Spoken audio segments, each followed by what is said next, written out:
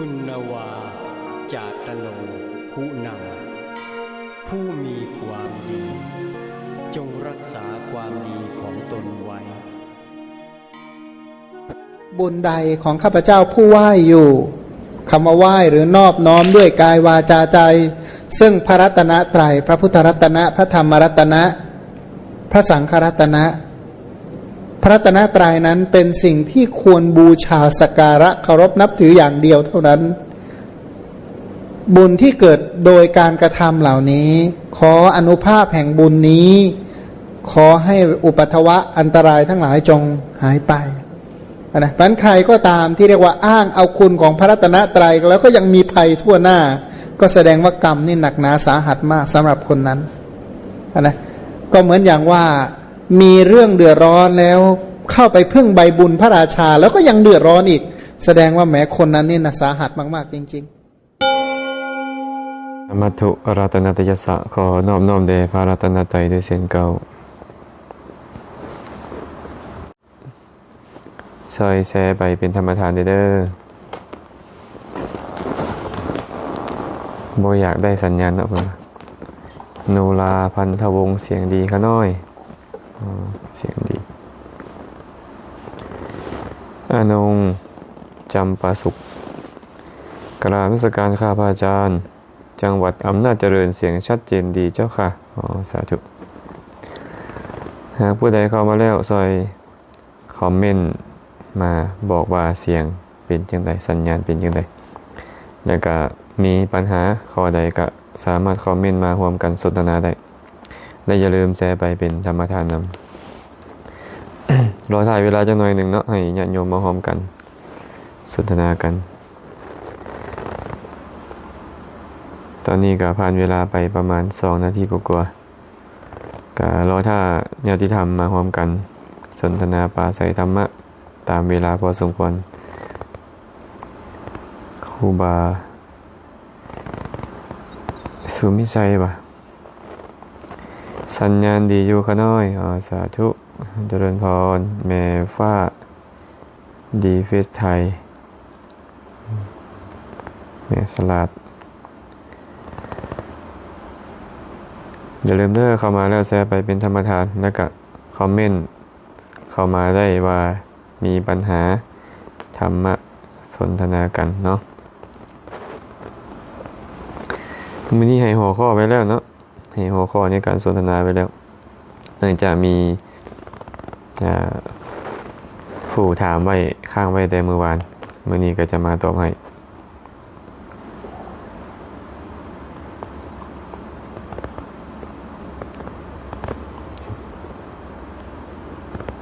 อภัยพรนมัสการอาจารย์เจริญพรสาธุขอให้มีความสุขมาสุขคนเด้อน้อยวันวิไลวงมาลาไสยราชเจริญพรมาสุขสุขคนเมื่อกี้เน็ตสะดุดมันตัดไปก็เลยได้ไล่ใหม่รอถ่ายเวลาจังหน่อยหนึ่ง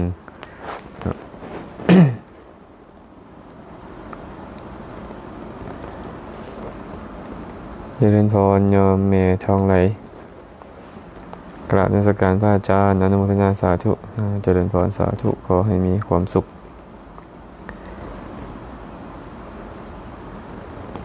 นะก็คงจะเข้ามาพอประมาณแล้วเนาะตอนนี้ก็30 กว่าท่าน40 ท่านมีหัวข้อที่ขึ้นไว้นะมีครูบาอาจารย์บอกหรือว่าผู้ใดผู้เพิ่นถามมานะเพิ่นถามว่านมัสการพระอาจารย์ขอน้อยขอโอกาสถามปัญหาพระวินัยในขอน้อยว่ากาแฟสดหับปลาเค็นเก็บได้จากมือเพื่อนถามว่ากาแฟสดนี่นะหับปลาเค็นแล้วเก็บได้จากมือก็หมายถึงเก็บไว้ฉันนั่นแหละเนาะกาแฟสดเก็บไว้ฉันได้จากมือหับปลาเค็นแล้วก็อธิบายรวมๆกันแล้วกันสิ่งที่พระสงฆ์ข้าเจ้าเพิ่นต้องบริโภคครบฉันแล้วต้องหับประเคนนั่นนะมีอยู่4 ประเภทผู้ใดคิดว่าจะบ่เจอก็เอาบิ๊กมาจดนะสิ่งที่พระสงฆ์องค์ข้าเจ้าต้องบริโภคเข้าไปและต้องหับประเคนมีอยู่4 ประเภท 1. ยาวะกาลิก 2. ยามะกาลิก 3. สัตตาหกาลิก 4. ยาวะชีวิก ชื่อกันเนาะ 1. ยาวะกาลิก 2. ยามะกาลิก 3. สัตตาหกาลิก 4. ยาวะชีวิกอธิบายฟังเทระอย่าง ยาวะกาลิกหมายถึงสิ่งที่หับประเคนแล้วเก็บไว้ฉันได้สัวเทียงเก็บไว้ฉันได้เศร้าสัวเทียงเป็นวายาวะกาลิก 2. ยามะกาลิกสิ่งที่หับประเคนแล้วเก็บไว้ฉันได้สัวยามสัวยามก็คือฉันได้ฮอดตอนแรงก่อนแจ้งฉันได้ฮอดก่อนแจ้งของมือใหม่ประเภทน้ำปานะเนาะ 3. สัตตาหกาลิกสิ่งที่หับประเคนแล้วเก็บไว้ฉันได้7 มื้อเอิ้นว่าสัตตาหกาลิกก็คือน้ำมันน้ำผึ้งน้ำอ้อยเนยใสเนยข้น 4. ยาวะชีวิกหับประเคนแล้วสามารถเก็บไว้ฉันได้ตลอดชีวิตก็คือยารักษาโรคเนาะยารักษาโรคที่บ่มีส่วนผสมของอาหารที่บ่มีส่วนผสมของเภสัชสามารถเก็บได้ตลอดชีวิตบ่มีส่วนผสมของเภสัชสัตตหกาลิกนั่นนะเว้นไว้แต่น้ำดื่มคันน้ำดื่มใสๆนี่นะอันนี้บ่หับประเคนก็สามารถหยิบมาฉันได้4 อย่างนี้ต้องหับประเคนเนาะทีนี้อันใดเป็นอาหารอันใดเป็นน้ำปานะอันใดเป็นสัตตหกาลิกอันใดเป็นยาวะชีวิกก็อธิบายกันตามลำดับกันแล้วกันเดี๋ยวจะคอยตอบคำถามที่เพิ่นถามมาไว้นี้จะว่าเรื่องน้ำปานะก่อนเรื่องน้ำปานะกับสัตตหกาลิกอันนี้เขาเข้าใจได้ไงน้ำปานะก็คือนำหมากไม้ก็ตามใบไม้ก็ตามดอกไม้ก็ตามเอามาคั่นมากรองแล้วผสมน้ำทานี่เอิ้นว่าน้ำปานะเนาะหมากม่วงก็ตามแหละหมากอีหยังก็ตามแหละเนาะที่มีอยู่เว้นแต่ข้าวถั่วพวกหมากไม้ที่เอิ้นว่ามหาผลพวกหมากพร้าวหมากตาลเป็นต้นหมากไม้ทั้งหมดเอามาเฮ็ดน้ำปานะได้ใบไม้ทั้งหมดเอามาเฮ็ดน้ำปานะได้เว้นไว้แต่ใบไม้ที่เป็นผักดองหรือต้มมาแล้วหรือเว้นไว้แต่ประเภทที่เป็นผักส้มเป็นต้นนั้นเนาะดอกไม้ก็เว้นไว้แต่ดอกหมากสางที่เหลือสามารถเอามาเฮ็ดน้ำปานะได้หมดประเภทหัวพระพุทธเจ้าอนุญาตหัวบัวเอาหัวบัวมาคั่นมากรองผสมน้ำเอิ้นว่าน้ำปานะน้ำปานะนี่นะหับประเคนแล้วเก็บไว้ได้ฮอดตอนแรงฮอดกลางคืนฮอดตอนดึกฮอดใกล้สีแจ้งเมื่ออารุณของมื้อใหม่แจ้งขึ้นมาสันบ่ได้แล้วนี่เอิ้นว่ายามะกาลิกประเภทน้ำปานะเนาะน้ำปานะนี่นะห้ามต้มน้ำปานะต้มบ่ควรน้ำปานะต้องมีการกรองบ่ให้มีกากเอามาทุบมาคั่นมากรองปัจจุบันนี้อาจจะมีปั่นเนาะปั่นแล้วก็ต้องมากรองคือเก่าปั่นมูลแล้วก็ตามยังเป็นอาหารคือเก่าเอามากรองแล้วผสมน้ำทาจึงค่อยจัดเป็นน้ำปานะกรองบ่ให้มีกากจึงเอิ้นว่าน้ำปานะได้ส่วนเภสัช5คือสัตตหกาลิกนี่นะคือน้ำมันน้ำผึ้งน้ำอ้อยเนยใสเนยข้นอันนี้ไงเก็บไว้ได้7 มื้อหับประเคนแล้วเก็บไว้ฉันได้7 มื้อเนาะส่วนอาหารบ่เนี่ยอาหารเป็นจังไดสิ่งใดสิ่งหนึ่งก็ตามบ่ว่าจะเป็นสิ้นเป็นปลาเป็นข้าวเป็นถั่วเป็นหมากไม้หมากตอกใบไม้ใบตอกทั้งหมดเลยที่มนุษย์ในชนบทนั้นๆเอามากินในของควรเคี้ยวในของคนบริโภคอยู่ทั้งหมดเอิ้นว่าอาหารสิ่งใดก็ตามบ่เนี่ยที่บุคคลหรือชนใน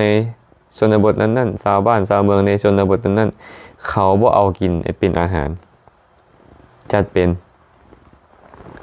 ยาวะชีวิตจัดเป็นยารักษาโรคเนาะเอาอย่างนี้เป็นเกณฑ์พระพุทธเจ้าเคยว่าไว้ในพระวินัยปิฎกผลไม้ชนิดใดชนิดหนึ่งบรรดามีที่บ่สำเร็จเป็นของคนเคี้ยวบ่สำเร็จเป็นของคนบริโภคในของที่คนบริโภคเป็นต้นนั้นนั่นจัดเป็นเภสัชทั้งหมดจัดเป็นยาทั้งหมดเนาะบุคคลทับไว้แล้วฉันได้ตลอดชีวิตเมื่อมีเหตุจึงควรฉันเมื่อฉันบ่มีเหตุต้องอาบัติทุกกฎถึงมันจะเป็นยาแล้วก็ตามเจ้าบ่ป่วยบ่ไข้บ่อาพาธจะเอามากินละล่าเอามาฉันละล่าพระนี่นะเป็นอาบัติคือเก่านะทีนี้กันโยงเข้ามาหาคำถามของเพิ่นคำถามของเพื่อนถามว่ากาเฟสดเพื่อนถามไปนี่เนาะกาเฟสดนี่นะมันเป็นหยังเพื่อนถามนี่กาเฟสดหับประเคนแล้วเก็บได้จากมือเก็บชันได้จากมือหากเป็นกาเฟสด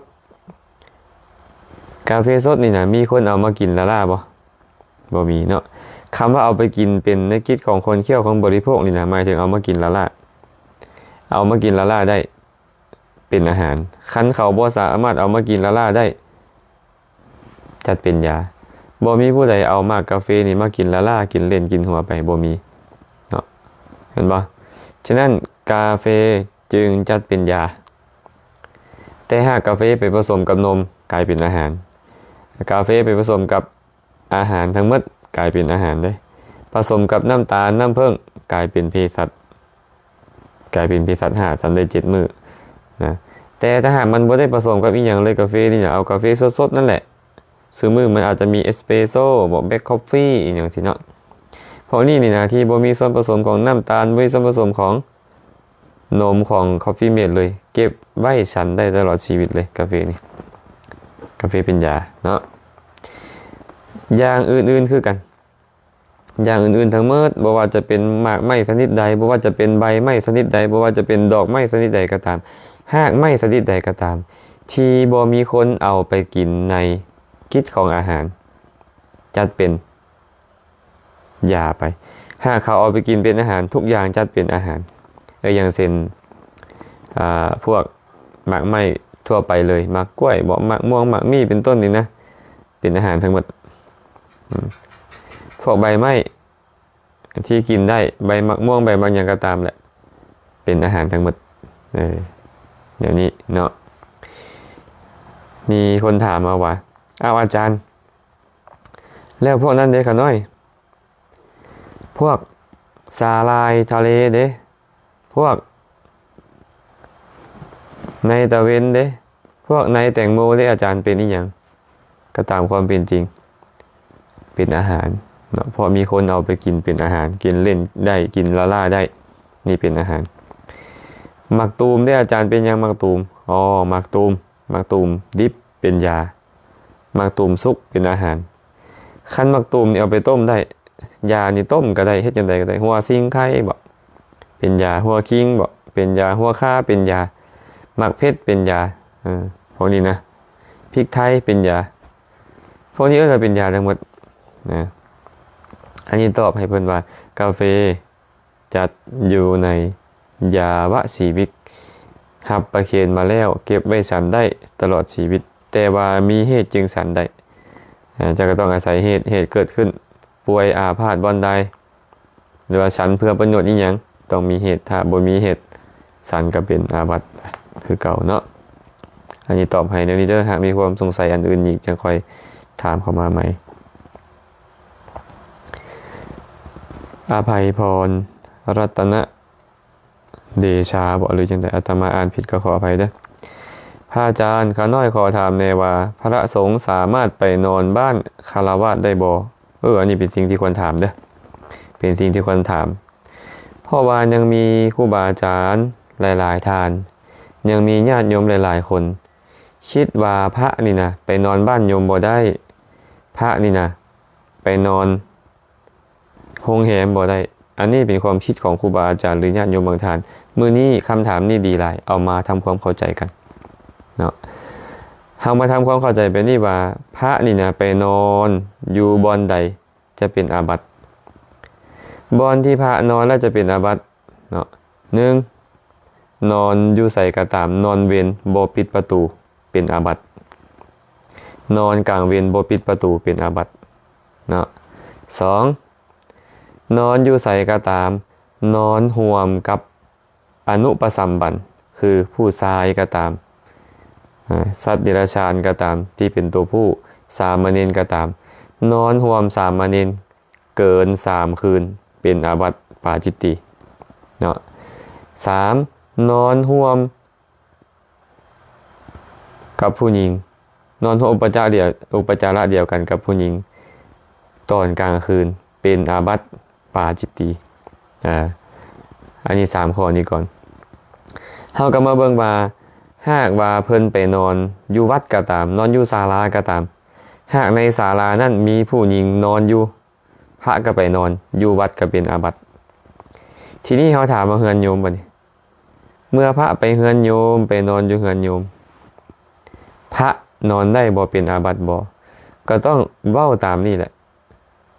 ถามว่าในเฮือนหลังนั้นนะมีผู้หญิงนอนอยู่ห้องเดียวกันกับพระนอนบ่หรือว่าพระนอนอยู่ในห้องโยมนอนอยู่นอกห้องบ่หรือโยมนอนอยู่ในห้องพระนอนอยู่นอกห้องบ่หากมีการนอนแบบนี้ตอนกลางคืนพระเป็นอาบัตินอนอยู่บ้านอยู่เฮือนอยู่โรงแรมอยู่โรงหมออยู่วัดก็ตามเป็นอาบัติหมดเลยเนาะนอนในที่มุ้งบังเดียวกันกับหมาตุคามตอนกลางคืนเป็นอาบัติปาจิตติแต่ว่าถ้าหากว่ามีห้อง2ห้องพระนอนห้องนี้โยมนอนห้องนี้พระก็นอนห้องหนึ่งโยมก็นอนอยู่ห้องหนึ่งมีประตูของไผ่ของเราอันนี้บ่เป็นอาบัติจะเป็นบ้านโยมจะเป็นโรงแรมจะเป็นโรงหมอหรือจะเป็นสถานที่ใดก็ตามนะคันนอนคนละห้องคนละประตูบ่เป็นอาบัติบ่มีอาบัตินะฉะนั้นพระสามารถไปนอนเฮือนโยมได้สามารถไปนอนโรงแรมได้แต่ว่าต้องมีประตูคนละประตูคันประตูเดียวนี่พระเป็นอาบัติคือเก่าอย่างเช่นว่าโรงแรมหนึ่งมีห้องเป็น100ห้องพุ่นแหละนะมีประตูเข้าประตูหนึ่งที่นี่ดันมีโยมผู้หญิงผู้หนึ่งไปนอนอยู่เคาน์เตอร์ไปนอนอยู่บนทับแขก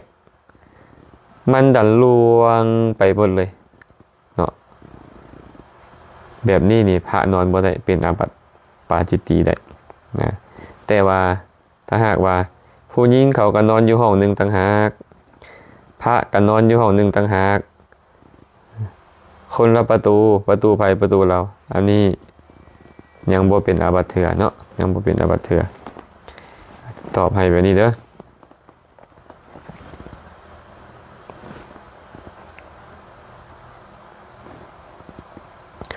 บุตรีไซขันทักษาสาธุขน้อยขอถามญาแน่ได้บ่เมื่อเฮานั่งสมาธิแล้วสักพักหนึ่งมันเกิดเหมือนมีคนมาซุกเฮ็ดให้ห่างกายเฮามันโยกไปโยกมานี่มันเกิดอย่างขึ้นแต่ส่วนขาน้อยตั้งสติพิจารณาตลอดเวลาตัวมันก็ยังโยกไปโยกมาคือเก่าสาธุขาน้อยก็เป็นธรรมดาของการนั่งสมาธิเนาะบางเทื่อมันก็บ่โยกมันก็เหมือนโยกบางเทื่อก็มีอาการโยกแท้ก็มีเช่นการนั่งสมาธินี่นะหากเฮากำหนดบ่ถูกมันก็เป็นเหตุให้ธาตุในร่างกายของเฮานี่นะมีการผลักดันสมมุติเบิ่งลมหายใจหลายคนมักเป็นเนาะเวลานั่งสมาธิไปเหมือนกับร่างกายมันติงข้างซ้ายข้างขวาเหมือนกับร่างกายมันลอยขึ้นไปทางเทิงเหมือนกับร่างกายมันใหญ่ออกอันนี้เป็นการไปพิจารณาลมหายใจเมื่อลมเฮาเพ่งที่ลมหายใจเกินไปนี่นะ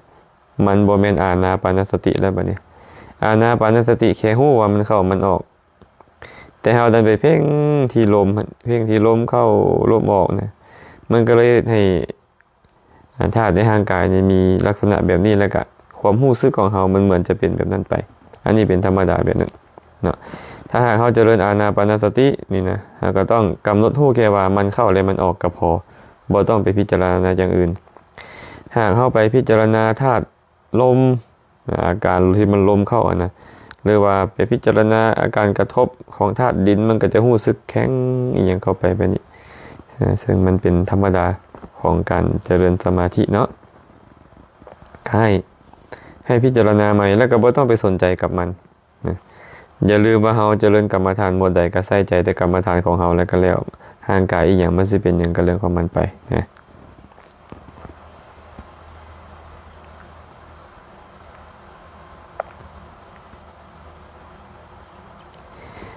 เพิ่นซื้ออย่างนี้เมทอราดีปะกราบนมัสการพระอาจารย์ข้าน้อยขอโอกาสถามสมมุติว่าสามเณรอยู่วัดญาติโยมมาถวายเครื่องสามเณรสามารถรับเครื่องถวายเหล่านั้นได้หรือบ่ข้าน้อย เขาถวายผู้ใดล่ะคันเขาถวายสามเณรก็รับได้เขาถวายพระก็รับได้ให้ว่าจังซี่กันแล้วกันเนาะมันบ่มีโทษเพราะการรับผู้ใดรับก็รับได้นอกจากเขาถวายเงิน หากโยมหรือว่ามีคนมาถวายเงินเนี่ยพระก็รับบ่ได้เณรก็รับบ่ได้เป็นอาบัติพระนะเณรก็ผิดศีลข้อที่10รับเงินเนาะเพราะฉะนั้นเครื่องอย่างอื่นสามเณรสามารถรับได้แต่ว่าสามเณรรับแล้วเมื่อต้องการที่จะถวายพระก็ต้องถวายพระต่อเพราะว่าพระบ่สามารถไปจับมาเอาเองได้ต้องมีการประเคนจากสามเณรอีกเทื่อนึงเนาะสมมุติว่าพระบ่อยู่หรือว่าพระมีกิจเข้าห้องน้ำห้องท่าบ่โยมมาต้องการถวายของโยมก็สามารถถวายที่สามเณรได้เลยสามเณรรับไว้แต่ว่าต้องถวายพระอีกเทื่อนึงเพราะว่าสามเณรนี่ประเคนบ่ขึ้น นี่ตอบนี่เนาะสามเณรสามารถรับได้เด้อ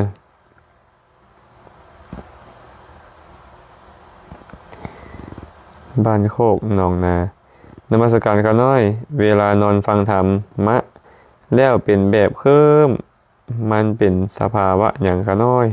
เคลิ้มแบบใด เคลิ้มแบบซึมๆบ่ถ้าหากว่าเราเอาจิตไปจดจ่อในอย่างใดอย่างหนึ่งมันก็เป็นธรรมดาว่าความจดจ่อนะมันเป็นอำนาจของสมาธิเนาะแต่สมาธินี่นะเป็นเหตุเป็นปัจจัยให้ทีนมิทะเกิดขึ้นได้นะเวลาเราเพ่งอยู่ในเรื่องใดเรื่องหนึ่งนี่นะจิตเราค่อนข้างสงบลงแต่เมื่อจิตสงบแล้วทีนมิทะเราจะไปแปลว่าความงงเหงาหานอนอย่างเดียวได้อันทีนมิทะเนี่ยหมายถึงความหดหู่ท้อถอยมันเกิดขึ้นเมื่อความหดหู่ท้อถอยมันเกิดขึ้นจิตมันก็ถอยจากอารมณ์เมื่อจิตมันถอยจากอารมณ์มันก็เป็นเหตุให้รับได้กันนี่เป็นธรรมดาเด้อเป็นธรรมดาเอาจิตเอาจดจ่ออยู่เสียงนั่นดันเป็นเหมือนกับการกล่อมไปเลยก็มีเนาะ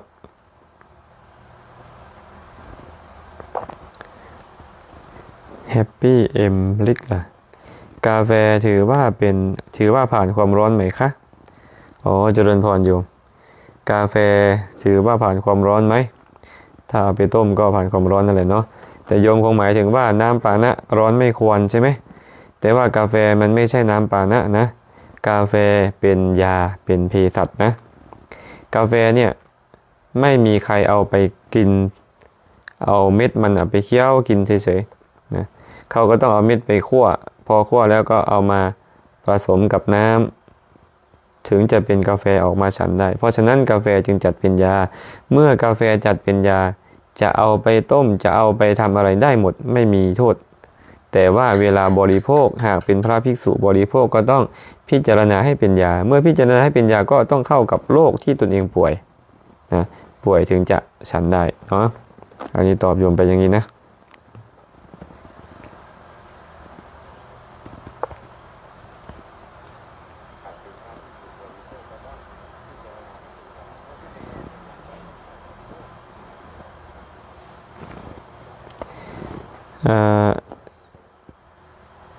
มีผู้ถามเข้ามาเนาะ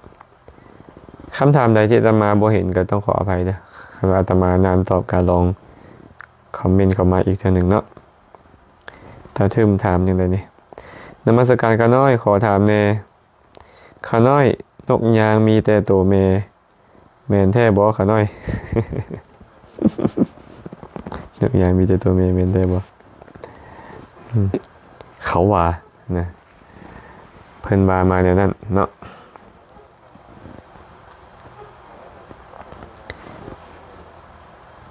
เพิ่นว่านกยางมีแต่ตัวแม่ก็ว่าตามว่ามีแต่ตัวแม่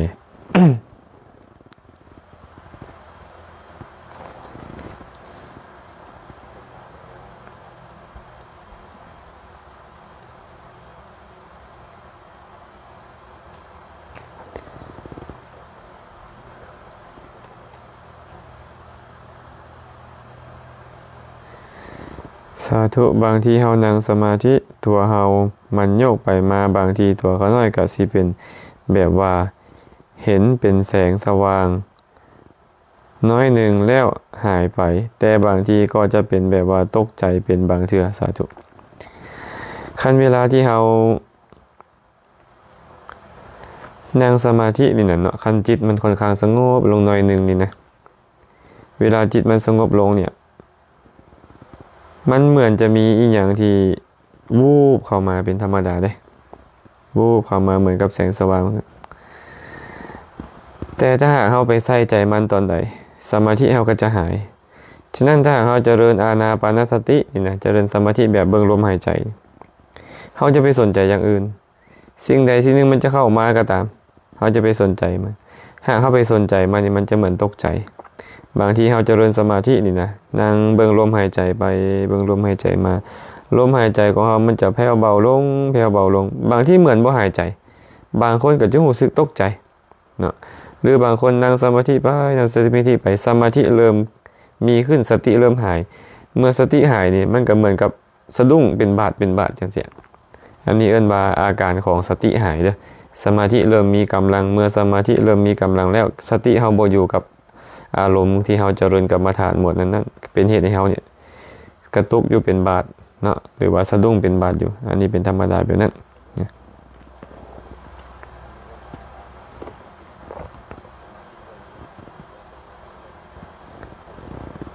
เวลาขี่รถมีพระหนึ่งโยมหนึ่งผิดบ่เอิ้นว่า2 ต่อ 2เป็นบ่ มีพระหนึ่งโยมหนึ่งผิดบ่พระนี่นะบ่มีอาบัติในกรณีอยู่กับโยมแต่มีอาบัติในกรณีอยู่กับผู้หญิงเนาะคันว่าโยมนี่เป็นผู้ชายก็ได้ผู้หญิงก็ได้แม่นบ่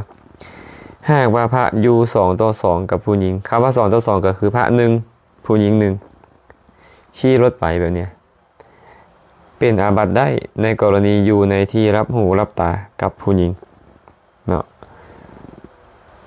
ถ้าหากว่าพระใส่ใจให้เป็นที่รับจะล้มกันกับผู้หญิงนั่น2 คนอันนี้จะเป็นอาบัติจะเป็นอาบัติ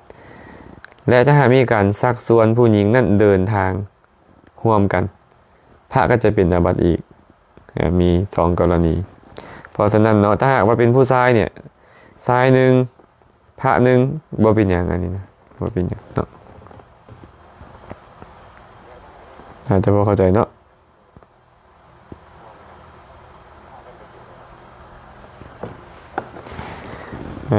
มีคำถามใดก็สามารถคอมเมนต์เข้ามาเลยเด้อมีคำถามหนึ่งที่เพิ่นถามไปโดนแล้วนะขอถามแด่ขาน้อยพระหดน้ำมนต์ใส่แม่ออกพ่อออกถูกตามหลักพุทธศาสนาบ่เพิ่นถามมาว่าถ้าหากว่าพระนี่นะไปหดน้ำมนต์ใส่พ่อออกไม่ออกนี่ก็ถูกตามหลักการถูกตามแนวทางพระศาสนาอยู่บ่ว่าซั่นพระไปหดน้ำมนต์ใส่พ่อออกไม่ออกถูกหลักการศาสนาบ่ก็ต้องถามว่าหดเพื่ออีหยังล่ะหดเพื่ออีหยังมันมีหลายแนวเลยเนาะคันว่าหดย้อนอยากถูกต้องโตเขาอันนี้ก็จะเป็นอาบัติพอการอยากถูกต้องโตถ้าหากว่าอยากเลี้ยงชีพอยากให้เขาฮักอยากให้เขาแพงอยากให้เขาฮักอยากให้เขาเคารพนับถือบูชาแล้วไปหดอันนี้ก็บ่ดีเป็นมิจฉาอาชีวะ เป็นหมอไล่ไล่ผีเป็นต้นนี่นะมิจฉาชีพเป็นอาบัติบ่ควรเฮ็ดเนาะ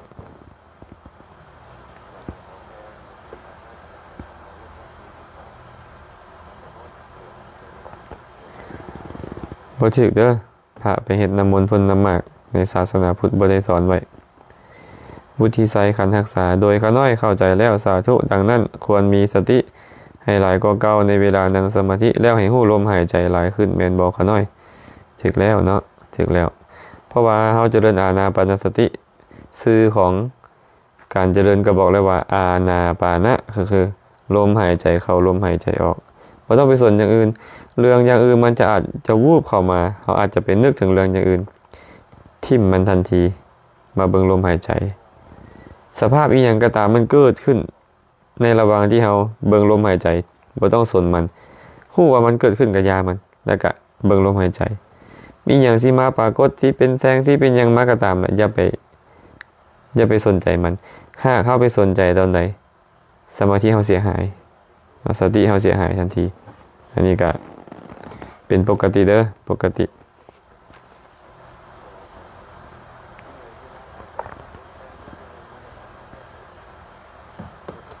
เพิ่นถามคำถามมาเป็นนี่ว่าสาธุพระอาจารย์ขอถามแน่เฮ็ดบุญแนวใดถึงจะเก็บเงินให้ได้โดดนนานที่สุด เฮ็ดบุญแนวใดที่จะเก็บเงินได้โดนนานที่สุดอันนี้ก็ถามแปลกดีเฮ็ดบุญแนวใดจะเก็บเงินได้โดนที่สุด เพิ่นคงจะหมายถึงว่าเหตุอดีตหรือว่าเหตุปัจจุบันอาจจะเป็นเหตุให้เก็บรักษาทรัพย์ได้โดนที่สุดเพิ่นจะประมาณนี้เนาะเฮาก็ไปเบิ่งว่าทางเสื่อมของทรัพย์มันคืออีหยังทางเสื่อมของทรัพย์ก็คือ1เป็นนักเลงสุรา2นักเลงผู้หญิง3นักเลงการพนัน4นักเลงกลางคืนและ5ใช้จ่ายฟุ่มเฟือยสิ่งเหล่านี้นะเป็นเหตุให้ทรัพย์นี่บ่ตั้งมั่นอยู่ดนเนาะหาเงินเก่งปานใดก็บ่ตั้งมั่นอยู่ดนทรัพย์เนี่ยหาเป็นแบบนั้นฉะนั้นเฮาก็บ่ต้องไปเว้าถึงเรื่องการเฮ็ดบุญอีหยังเทื่อเฮาต้องอย่าเป็นนักเลงสุราอย่าเป็นนักเลงผู้หญิงอย่าเป็นนักเลงการพนันอย่าเป็นนักเลงกลางคืนและอย่าใส่ใจฟุ่มเฟือยที่สำคัญกว่านั้นก็คืออย่าคบเพื่อนที่เป็นคนพาลนะเพราะว่าเจ้าไปคบคนพาลก็จะดึงเจ้าไปในสิ่งที่เขาเป็นพาลนั่น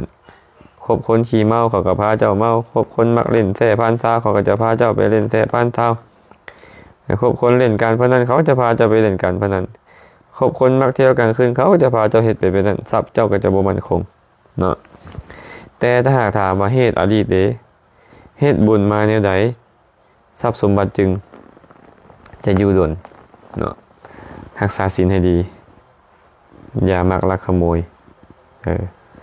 เฮ็ดบุญแล้วตั้งจิตอธิษฐานในอดีตอันนี้ว่าในอดีตเนาะเพราะว่ามื้อนี้จะเป็นอดีตของมื้ออื่นได้เดือนนี้จะเป็นอดีตของเดือนหน้าปีนี้จะเป็นอดีตของปีหน้าฉะนั้นเฮ็ดบุญแต่ละเทื่อก็ต้องอธิษฐานขอให้บุญนี้จงเป็นปัจจัยให้บรรลุพระนิพพานอันนี้เบื้องต้นเนาะและบ่อยากให้ทรัพย์เสียหายไปก็ตั้งจิตอธิษฐานเลยว่าขอให้ทรัพย์สมบัติของข้าพเจ้าอย่าได้พินาศไปเพราะเหตุอย่างใดอย่างหนึ่งมีพระราชาฮิปโจรลักขโมยไฟไหม้น้ำท่วมเป็นต้นอย่าให้ทรัพย์สมบัติของข้าพเจ้าพินาศไปด้วยเหตุประการใดประการหนึ่งอย่าให้ภัยถือเอาทรัพย์ของข้าพเจ้าไปได้นอกจากข้าพเจ้าให้อธิษฐานแบบนี้นะเฮ็ดบุญนี้ยังก็ตามเด้อให้อธิษฐานแบบนี้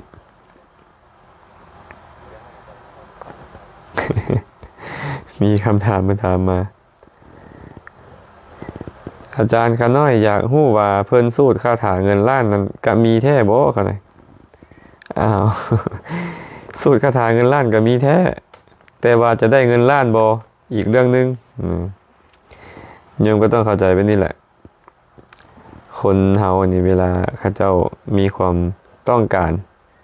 อยากจะดึงใจคนที่มีลักษณะแบบใดเขาก็จะเอาเรื่องแบบนั้นมาดึงใจเอาคนบางคนนี่งมงายในเรื่องของเงินของคำของลาภสักการะ ก็ต้องหาวิธีคนที่ฉลาดกว่าเขาก็ไปหาวิธีนั้นมาล่อให้คนไปเนาะคาถาสูตรเงินล้านทันมี แต่ว่าสูตรแล้วจะได้เงินล้านบ่อีกเรื่องหนึ่ง คันสูตรแล้วได้เงินล้าน โอ้ยผู้เฒ่าผู้แก่ที่เกิดก่อนเฮานะเพิ่นก็รวยกันหมดแล้วเพิ่นบ่ปล่อยให้ลูกหลานเพิ่นทุกข์ดอกเนาะเห็นบ่เพิ่นก็จะบ่ปล่อยให้ลูกหลานเพิ่นทุกข์สูตรแล้วดีบ่อ้าวคันสูตรแล้วจิตใจเป็นสมาธิกุศลเกิดก็ดีคันสูตรด้วยอำนาจของความโลภความหลงบ่ฮู้ได้บ่ฮู้เนื้ออีหยังบ่เข้าใจสัจธรรมอีหยังเลยโลภซื่อๆอยากได้เงินละสูตรจะได้เงินละสูตรอันนี้ก็เห็นแบบโง่เขลางมงายไปนั่นแหละเนาะตอบจังซี่เนาะคาถาหันมีแท้แต่สูตรแล้วจะได้แท้บ่อีกเรื่องนึงบางคนสูตรไปสูตรมาถึกช่วงที่บุญทรงผลก็ได้ทำมาค้าขายดีขึ้นกับว่าโอ้ยเป็นยอดก็น้อยสูตรคาถา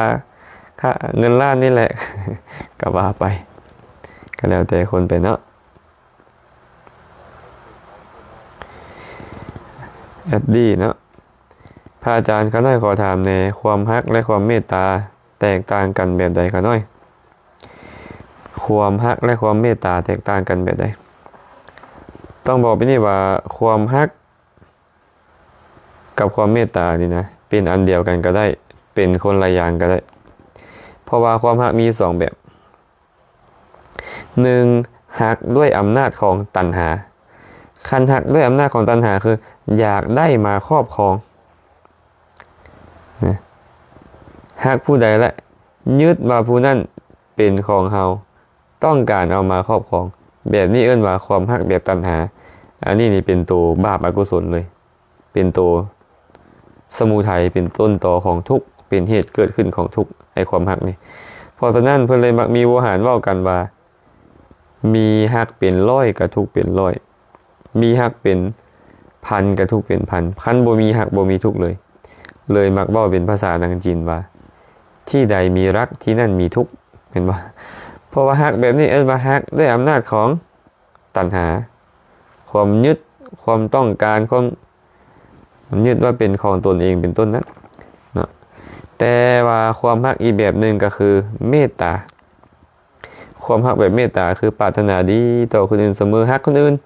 ปรารถนาดีได้ให้ความปรารถนาได้ให้คนอื่นมีความสุขมีแต่ปรารถนาแต่สิ่งที่ดีต่อเขาเนาะอันนี้นี่เนี่ยบ่ได้อยากจะไปครอบครองห่วงแหนอีกอย่างเลยอยากให้เขามีความสุขอย่างเดียวอยากให้เขามีความสุขปรารถนาให้เขามีความสุขอย่างเดียวอันนี้เอิ้นว่าเมตตาเนาะฉะนั้นความฮักเป็นอันเดียวกับเมตตาก็ได้ความฮักคนละอย่างกับเมตตาก็ได้เพราะความฮักมีสองแบบความฮักที่เป็นไปด้วยอำนาจของตัณหาอย่างหนึ่งความฮักที่เป็นไปด้วยอำนาจของเมตตาอย่างหนึ่งเนาะต่อไปนี้เด้อเมตตาเป็นความฮักแน่นอนแต่ความฮักบางทีเป็นเมตตาบางทีเป็นตัณหา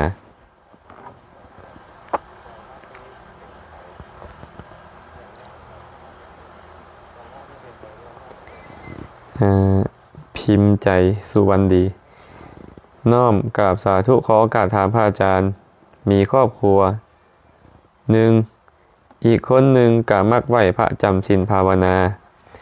และอีกคนหนึ่งกะมักไปวัดทำบุญแล้วเป็นย้อนสาเหตุใดครอบครัวนั่นจึงบ่เข้าใจกันแม้กระทั่งการกระทำหรือการคิดประดิษฐ์สร้างอื่นย้อนสาเหตุใดน้อขนาดครอบครัวหนึ่งคนหนึ่งมักจำศีลภาวนาอีกคนหนึ่งมักไปวัดทำบุญแล้วเป็นย้อนหยังสาเหตุใดครอบครัวนั่นจึงบ่เข้าใจกันแม้กระทั่งการกระทำหรือการคิดประดิษฐ์สร้าง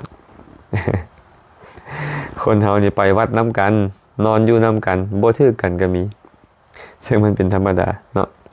หากว่าทิฏฐิความเห็นบ่เป็นไปในหอมห้อยเดียวกันศีลบ่เสมอกันบ่มีเมตตาต่อกัน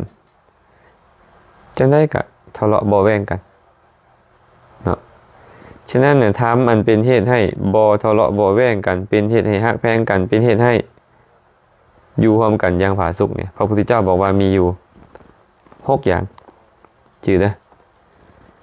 1เมตตากายกรรมต่อหน้าและรับหลังปรารถนาดีเฮ็ดอีหยังก็เฮ็ดด้วยความปรารถนาดีต่อกันทั้งต่อหน้าและรับหลัง2เมตตาวจีกรรมต่อหน้าและรับหลังเว้าอีหยังก็เว้าแต่ด้วยความปรารถนาดีต่อเขาหวังให้เขามีความสุขต่อหน้าก็ตามรับหลังก็ตาม3เมตตามโนกรรมต่อหน้าและรับหลังคิดอีหยังก็คิดด้วยอำนาจความปรารถนาดีต่อคนอื่นอยู่เป็นประจำต่อหน้าและรับหลัง4ได้ของได้มาแบ่งปันกันและกันได้ข้าวได้น้ำได้อีหยังมาแบ่งปันกัน5มีศีลเสมอกันศีลเสมอกัน6มีทิฏฐิเสมอกันมีความเห็นลงห้อยกันตรงกันธรรม6ประการนี่แหละพระพุทธเจ้าบอกว่าเป็นธรรมอันเป็นเหตุให้ระลึกถึงกันเป็นเหตุให้ระลึกถึงกันถึงจากกันไปแล้วก็ระลึกถึงกันคือเขาอยู่น้ำกันก็อยู่ร่วมกันอย่างผาสุกบ่ทะเลาะบ่แบ่งกันฉะนั้นถึงว่าครอบครัวนี่นะจะมักให้ทานอยู่บางคนก็มักฟังธรรมอยู่แต่ว่าความเห็นบ่ตรงกันเมื่อความเห็นบ่ลงห้อยกันเมตตากายกรรมเมตตาวจีกรรมเมตตามโนกรรมบ่เกิดขึ้นจังได๋ก็ทะเลาะบ่แบ่งกันเนาะคันซั่นเด้อให้ไปตั้งธรรมนี้ไว้ในใจมีเมตตากายกรรมเมตตาวจีกรรมเมตตามโนกรรมต่อหน้าและรับหลังต่อกันได้อีหยังมาแบ่งปันกันพยายามเฮ็ดให้ศีลเสมอกันและต้องเป็นผู้มีทิฏฐิมีความเห็นตรงกันพร้อมย้อนความเห็นบ่ตรงกันนั่นแหละจังผิดกันอยู่ตลอดนะ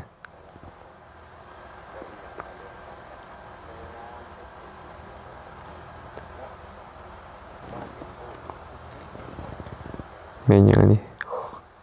คงเบนบ่ใส่สุดโทบ่สีสุดโทบ่นมัสการข้าน้อยขอถามถ้ากลางเว้นเฮาถือศีล5เนื่องจากประกอบกิจการงานเมื่อเฮาเฮ็ดกิจส่วงกลางเว้นกลางคืนไหว้พระรับศีลอยู่เฮือนก่อนนอนสามารถสมาทานศีล8บริบูรณ์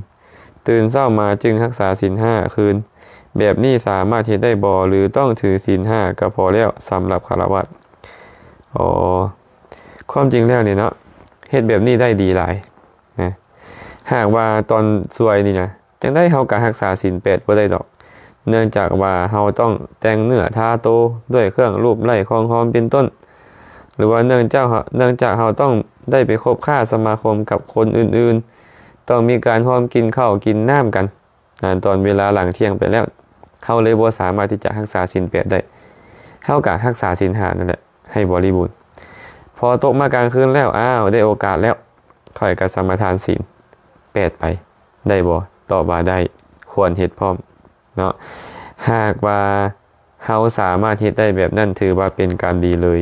ถือว่าเป็นการดีนะเจ้ารักษาศีลในช่วงใดในเวลาใดได้เจ้าก็ได้กุศลในเวลานั้น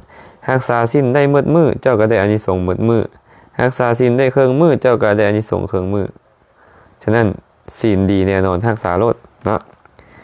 ให้เฮ็ดแบบนี้แหละเด้อตอนสวยรักษาศีล5ได้ก็รักษาศีล5ได้เลยขั้นตอนแรงรักษาศีล8ได้ก็รักษาศีล8ไปอันนี้เป็นสิ่งที่ดีหลายเนาะขออนุโมทนาบุญนำเด้อขอให้มีความสุขในการรักษาศีลเด้อนางไรบ่อยบุญพานอกนมัสการพระอาจารย์ข้าน้อยขอถามสวดมนต์แล้วคนลุกเกิดจากอย่างข้าน้อย คนลุกนี่เกิดจากหลายอย่างเลยเนาะบางทีก็ปวดท้องคนลุกก็มีได้ปวดอุจจาระปัสสาวะคนลุกก็มีอากาศมันเย็นบ่หรือหนาวบ่คนลุกก็มีคิดอีหยังแบบไวๆคนลุกก็มีนะแต่บางทีก็อาจจะเกิดความปลื้มปีติยินดีบ่เกิดขึ้นสมาธิ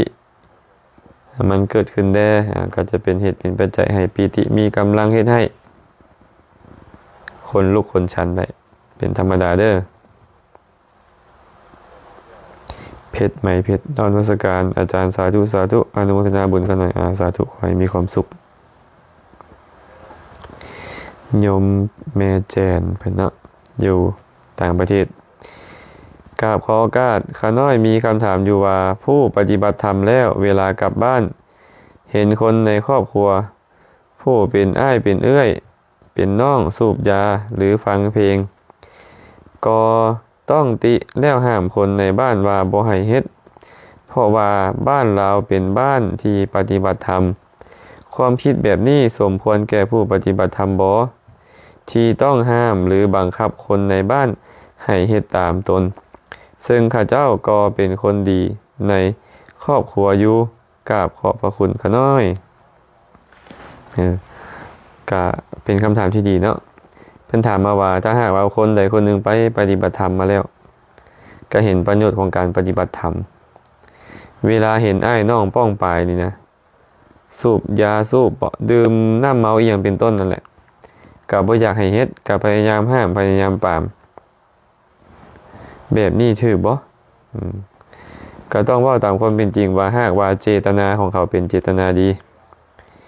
คิดว่าการกระทำแบบนี้บ่เหมาะบ่สมบ่ควรเป็นเหตุสร้างความทุกข์ให้ตนเองนำเป็นเหตุสร้างความทุกข์ให้คนอื่นนำคันมีการห้ามปรามด้วยจิตที่ประกอบด้วยเมตตาก็ถือว่าดีไปเนาะจิตประกอบด้วยเมตตาด้วยกรุณาปรารถนาความสุขแก่เขาเห็นว่าเขากำลังทุกข์ต้องการให้เขาพ้นจากทุกข์บ่เฮ็ดเด้อพวกเจ้าบ่สูบยาเด้อบ่ดื่มน้ำเมาเป็นต้นเด้อคันในกรณีนี้นี่ก็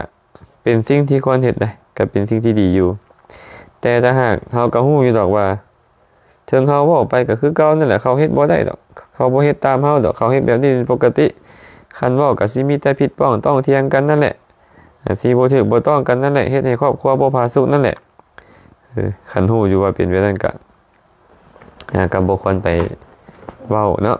แต่ว่าการที่จะบังคับคนอื่นให้เฮ็ดให้ได้เหมือนกันกับตนนี่โอ้อันนี้เป็นเรื่องที่ยากอยู่ได้อัธยาศัยของบุคคลนี่นะสร้างสมมาบ่คือกันอินทรีย์ของบุคคลก็บ่คือกันเนาะตราบใดก็ตามที่เขายังบ่เห็นประโยชน์ในสิ่งที่เขาเฮ็ดนั้นเขายังบ่เห็นประโยชน์ว่าเขาเฮ็ดแล้วมันจะได้ประโยชน์แบบใดเขาก็จะบ่เฮ็ดแต่ว่าหลายๆคนนี่นะถ้าหากบ่ได้ผู้ซี่ประโยชน์บ่ได้กัลยาณมิตรมาซี่ประโยชน์ให้มาแยงโทษให้เขาก็บ่สามารถปรับปรุงแก้ไขได้เขาก็เฮ็ดหน้าที่ของเขานั่นแหละก็แนะนำว่าอันนี้ควรอันนี้บ่ควรเฮ็ดแบบนี้ดีบ่เฮ็ดแบบนั้นดีบ่แต่ถ้าหากว่าเขาบ่เฮ็ดตามได้ตามที่ตัวเองอยากให้เป็นเขาก็ต้องทำใจได้บ่กระทุกได้เนาะบ่กระทุกอันนี้บ่เป็นการจับผิดเนาะ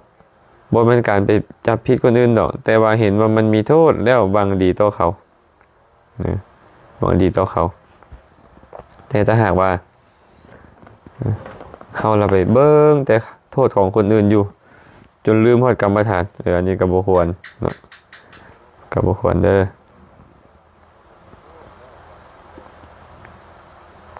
บุธิไสขันธ์ทักษะ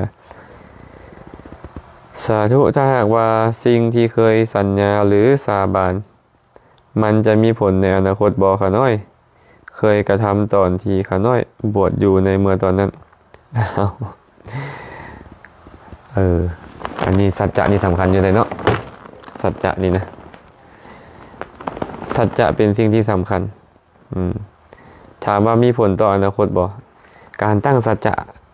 การตั้งอธิษฐานนะมันมีผลต่ออนาคตได้ก็คือพระพุทธเจ้านั่นแหละก่อนจะเป็นพระพุทธเจ้าก็ต้องมีสัจจะได้ต้องตั้งสัจจะตั้งอธิษฐานและทำจบดีจึงจะสามารถเป็นได้เพราะถ้ามีผลแน่นอนเนาะสัจจะมีผลแน่นอนหากว่าเจ้าตั้งสัจจะไว้แบบนี้แล้วเจ้าบ่เฮ็ดตามสัจจะเข้าเจ้ามันก็เป็นการตัวอย่างหนึ่งนั่นเองเนาะแต่เจ้าเฮ็ดตามสัจจะเจ้ามันก็จะเฮ็ดทุกสิ่งทุกอย่างที่เจ้าเฮ็ดไว้มันก็จะมั่นคงขึ้นนะแต่ว่ามีผลเนาะมีผล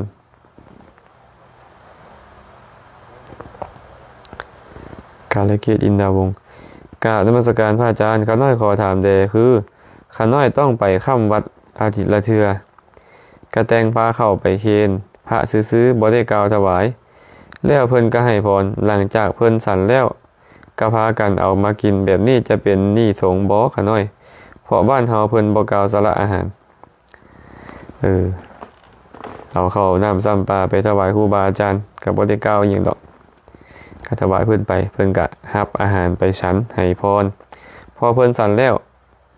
เฮาก็เอาไปกินแบบนี้จะเป็นหนี้สงฆ์บ่ก็ยังบ่ซื้อว่าหนี้สงฆ์อีหยังเนาะคำว่าสละนี่นะบ่จำเป็นต้องกล่าวก็ได้การสละก็คือบ่เอาแล้วสละเอาไปบ่มีเยื่อใยในสิ่งนั้นแล้วเอิ้นว่าสละเนาะเพราะฉะนั้นจะกล่าวว่าค่อยสละแล้วเด้อหรือว่าค่อยบ่สละก็ตามเมื่อเพิ่นบริโภคแล้วเพิ่นบ่มีอะไรแล้วบ่ต้องการแล้วบ่จำเป็นต้องกล่าวคำว่าค่อยสละก็ถือว่าเป็นการสละได้คือกันเนาะจันเนาะเฮาก็สามารถเอาไปบริโภคได้บ่ได้มีโทษอีหยังเนาะแต่อย่าไปผิดกันย้อนข้าวต้มขนมได้ล่ะคันไปผิดกันย้อนข้าวต้มขนมนี่ก็บ่คักเลยเนาะ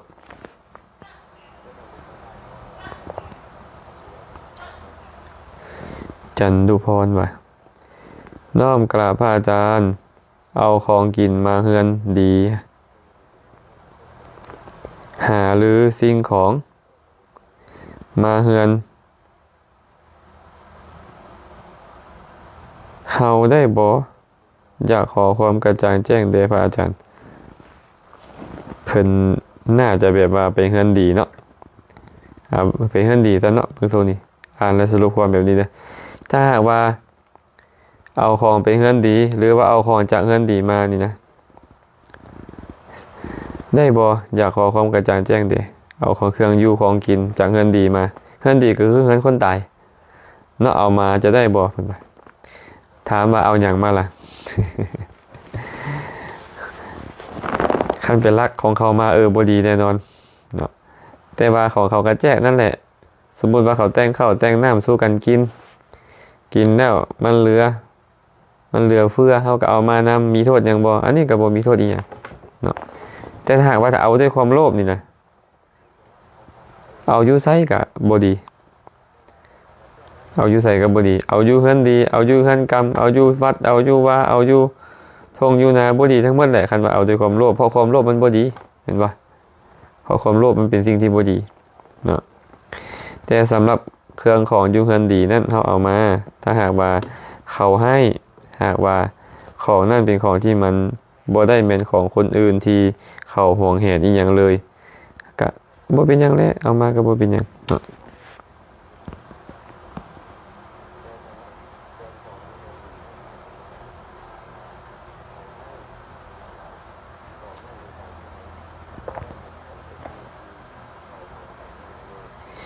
อริยทรัพย์ไสยวงศ์คำสอนของพระพุทธเจ้าฟังแล้วนำไปปฏิบัติแล้วกะสิฮู้หนทางพ้นทุกข์ขะน้อยขอบใจเด้อมาแนะนำกัน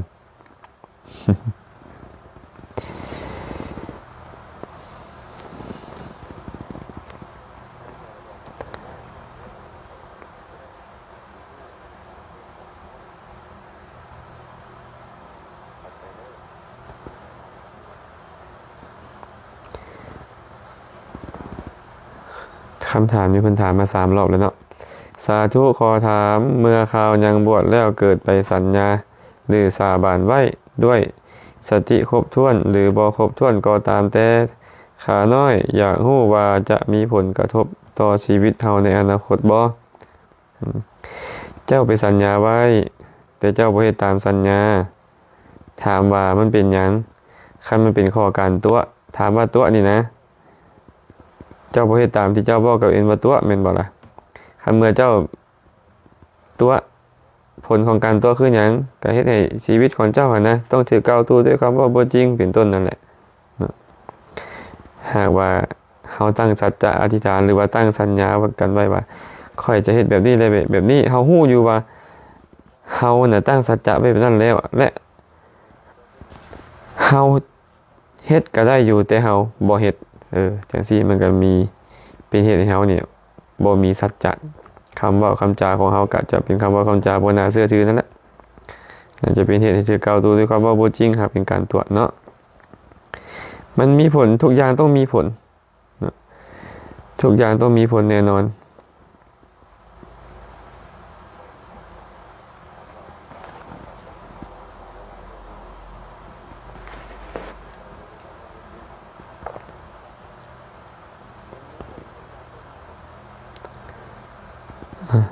โยมแต่ไสยวงศ์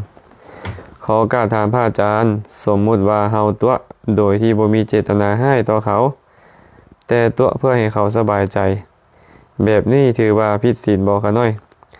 สมมุติว่าตัวเองบ่สบายแต่แม่โทรมาถามแล้วบอกว่าเศร้าแล้วแต่ตัวเองยังบ่ทันเศร้าไข้ตัวย้อนบ่อยากให้แม่เป็นห่วงแบบนี้ถือว่าผิดศีลบ่คะน้อย โอ้โหเนาะตัวผิดศีลบ่ไปเบิ่งองค์ประกอบของการตัวองค์ประกอบของการตัวคือหยังก็เป็นค่ะมีผู้จะให้ตัวเนาะมีการกล่าวคำเรื่องนั้นเป็นเรื่องที่บ่จริงมีการกล่าวเรื่องที่บ่จริงนั่นไปคนที่ฟังเข้าใจเรื่องนั้นแบบนี้ก็เป็นการตัวแต่ว่ามันจะเป็นกรรมบทหรือว่าเป็นกรรมบทนะมันก็อยู่ที่เขาเสื้อถือเป็นประมาณบ่นำเนาะโทษจะหลายหรือน้อยมันก็อยู่ที่เขาเสียประโยชน์หลายบ่อันนี้เขาบ่ได้เสียประโยชน์หยังแม่นบ่มีแต่เขาได้ประโยชน์แต่ว่าใจเฮานี่มันบ่ดีเลยเด้ใจเฮานี่อยากให้เขาเข้าใจคลาดเคลื่อนมันก็เลยเป็นการผิดศีลนั่นแหละเนาะแต่ว่าโทษมันก็บ่ได้มีหลายหั้นนะเพราะว่าเขาบ่ได้เสียประโยชน์แต่ก็บ่ควรตัวนั่นแหละคันบอกว่าไข้ขึ้นแล้วมันบ่คันหายหรอกแต่ว่าไข้ขึ้นแล้วก็น่าจะดีกว่ามันก็ไข้ขึ้นน้อยนึงแต่บ่คันหายดอกเฮาก็ใส่ใจไปหน่อยเนาะ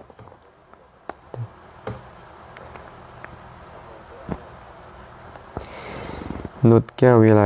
กราบสาธุเจ้าค่ะโอ้พระเจ้าค่ะพุ่นนะอาจารย์ข้าน้อยขอถามคนเป็นพ่อบวชเป็นพระแล้ว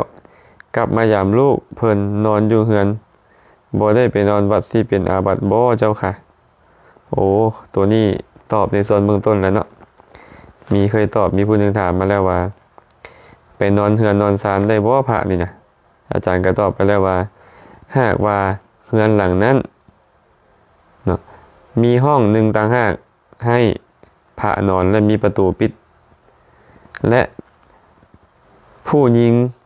นอนอยู่เฮือนหลังนั้นนอนอยู่ในห้องที่มีประตูปิดต่างหากคือกันนี่บ่เป็นอาบัติหยังเนาะแต่ถ้าหากว่าพ่อหันนอนในห้องพ่อผู้เป็นพระอันนอนในห้องลูกสาวนอนอยู่นอกห้องหรือนอนอยู่โซฟานอนอยู่ห้องคับแขกที่เป็นห้องโถงแต่มันซอดไปหาห้องนั่นได้อยู่แบบนี้นี่พระจะเป็นอาบัติฉันเนาะลองไปอ่านมาไปฟังกันตอนต้นเด้อได้อธิบายเรื่องตอนต้นไปได้แล้วไอดินเพิ่นว่ากล่าวนมัสการพระอาจารย์ก็ได้ขอโอกาสถามสร้างกุฏิแล้วยังบ่ทันถวายพระสงฆ์แต่มนต์พระมาใส่ก่อนได้บ่คะน้อยถ้าองค์ทีมมานำหลังใส่สอยได้บ่คะน้อยบ่เป็นหยังเนาะเฮานี่บ่ได้เพิ่นใส่สอยบ่เป็นหยังจะถวายหรือบ่คันถวายก็ตาม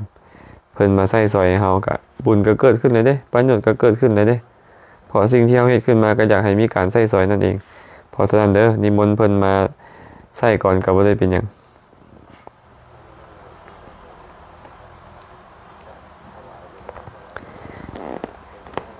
คงเบนเนาะนมัสการพระอาจารย์การให้ทานแบบใดจึงเรียกว่าสังฆทานต้องให้ทานพาเข้าแด่หมู่สงฆ์4องค์ขึ้นไปบ่จึงเป็นสังฆทานหรือองค์เดียวก็ได้แต่เวลาถวายเฮากล่าวว่าให้แด่พระสงฆ์ก็ได้แล้วและการให้ทานใส่บาตรที่มีสงฆ์หลายกว่าหรือขออภัยมีสงฆ์หลายกว่าหรือน้อยกว่า4องค์เฮาสามารถเรียกสิ่งนั้นว่าสังฆทานได้บ่หรือว่าต้องทานพาเข้าเท่านั้นจึงเรียกว่าสังฆทานโอ้คำถามนี้เป็นการถามดีหลายเนาะการให้สังฆทานฟังซื่อมันว่าสังฆทานแปลว่าให้แก่สงฆ์ เมื่อคำว่าสังฆทานแปลว่าให้แก่สงฆ์คนส่วนหลายก็เลยเข้าใจว่าสงฆ์ต้อง4 องค์ขึ้นไปฉะนั้นตอนนิมนต์พระมา4 องค์5 องค์9 องค์10 องค์ขึ้นไปถวายจังค่อยเป็นสังฆทานอันนี้คนส่วนหลายคิดแบบนี้ให้เข้าใจแบบนี้ว่าคำว่าสงฆ์4 องค์ขึ้นไปนั่นนะเป็นชื่อของสงฆ์ในการเฮ็ดสังฆกรรมด้านพระวินัยของพระอย่างเช่นว่า4 องค์เพิ่นก็ลงฟังปาฏิโมกข์ได้เพิ่นสวดสีมาได้เพิ่นสวดมอบผ้ากฐินได้เพิ่นสวดให้ปริวาสมานัดได้อันนี้เอิ้นว่า4 องค์ขึ้นไป5 องค์นี่ล่ะ5 องค์บวชพระในปัจจันตชนบทได้10 องค์นี่ล่ะ10 องค์บวชพระอยู่ในมัชชิมประเทศได้20 องค์นี้ให้อภานกรรมได้อันนั้นเป็นเรื่องของสงฆ์ในรูปแบบของการเฮ็ดวินัยกรรมสังฆกรรมของเพิ่นบ่ได้เกี่ยวกับการให้ทานฉะนั้นการให้ทานที่เป็นสังฆทานนี่ก็คือให้ของสิ่งใดสิ่งหนึ่งก็ตามจะเป็นข้าวจะเป็นน้ำจะเป็นผ้าจีวรเป็นต้นก็ตามน้อมถวายว่าขอถวายผ้าผืนนี้ขอถวายอาหารนี้ขอถวายข้าวติบนี้ก็ตามแก่สงฆ์เด้อขะน้อยถึงเขาจะกล่าวออกมาหรือบ่กล่าวเลยก็ตามนั่นเอิ้นว่าสังฆทานเนาะแต่หากว่าเขาบ่ได้กล่าวไปว่าสังคัสสะเทมะบ่ได้กล่าวไปว่าค่อยขะน้อยขอถวายแก่สงฆ์บ่ได้กล่าวออกมาแบบนี้นะพระสงฆ์เพิ่นก็บ่จำเป็นต้องมาแจกกันเพราะว่าเจ้าให้สังฆทานนี่คือให้แก่สงฆ์เด้พระภิกษุสงฆ์ทุกองค์มาจากวัดใดก็ตามโดยที่สุดแม้แต่จั่วน้อยองค์สุดท้ายก็ต้องมีส่วนแบ่งในการที่เจ้าถวายแก่สงฆ์นั้นหากเจ้าเปล่งวาจาถวายเพิ่นแต่ถ้าหากเจ้าบ่ได้เปล่งวาจาหยังเลยเจ้าจับของเจ้ามาน้อมนึกในใจข้าพเจ้าขอถวายของทานของข้าพเจ้านี้แก่พระสงฆ์ขอบุญนี้จงเป็นปัจจัยแก่พระนิพพานเถิดแม้แต่มีพระองค์เดียวมาบิณฑบาตอานิสงส์ของเจ้านั่นก็เอิ้นว่าอานิสงส์ของสังฆทานเนาะคันเจ้ากล่าวออกไปว่าสังฆสะเทมะขอถวายแก่สงฆ์ถวายองค์เดียวนั่นก็เป็นสังฆทานคือเก่าแต่พระองค์นั้นน่ะเพิ่นต้องฮู้วินัยแล้วสามารถอธิษฐานเอาเองได้ว่าฮู้วิธีการแจกของสงฆ์เนาะแต่หากเพิ่นบ่ฮู้เพิ่นก็เอาไปวัดต้องเอาไปแจกกันหากว่าเพิ่นฮู้เพิ่นก็ให้อธิษฐานสิ่งเหล่านั้นนะแจกอยู่ท่ามกลางหมู่บ้านเลยได้แบบนี้เพราะฉะนั้นเนาะการให้สังฆทานจึงการน้อมใจให้กับสงฆ์น้อมใจให้กับพระสงฆ์ทั้งหมดบ่ได้เจาะจงเฉพาะองค์นี้ญาทานองค์นั้นบ่ได้เจาะจงไผแต่ว่าผู้รับหั่นนะอาจจะเป็นเฉพาะองค์นี้ญาทานองค์นั้นครูบาองค์นี้องค์นั้นก็ตามโดยที่สุดแม้แต่จั่วน้อยไปรับแทนจั่วน้อยองค์เดียวไปรับทานแทนหากเขามีใจน้อมถวายแก่สงฆ์สาธารณะแก่ทุกองค์นั่นก็ยังเอิ้นว่าสังฆทานอยู่คือเก่าเนาะสันเนาะสังฆทานบ่ได้กำหนดจำนวนผู้รับทานแต่อยู่ที่การเปล่งวาจาของเจ้าออกมาว่าถวายแก่สงฆ์หรือบ่หากเจ้าเปล่งวาจาออกมาถวายแก่สงฆ์ของนั่นเป็นของสงฆ์แต่ถ้าเจ้าบ่ได้เปล่งวาจาออกมาเลยแต่เจ้าน้อมใจว่าขอถวายสิ่งนี้แก่สงฆ์อานิสงส์ของเจ้าก็เป็นสังฆทานแล้วต่อไปแบบนี้เนาะโยมไม่ออกต่อน้อมกราบพระอาจารย์ฟังธรรมทุกมื้อเด้อสาธุสาธุเด้อดีแล้ว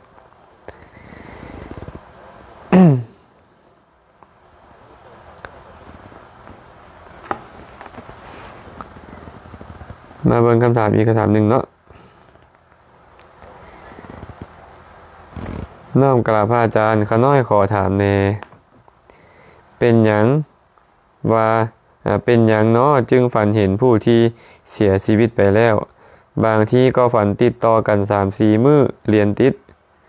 แล้วก็ยังฝันเห็นตลอดซึ่งผู้ที่เสียไปนั่นก็คือพ่อของข้าน้อยเอง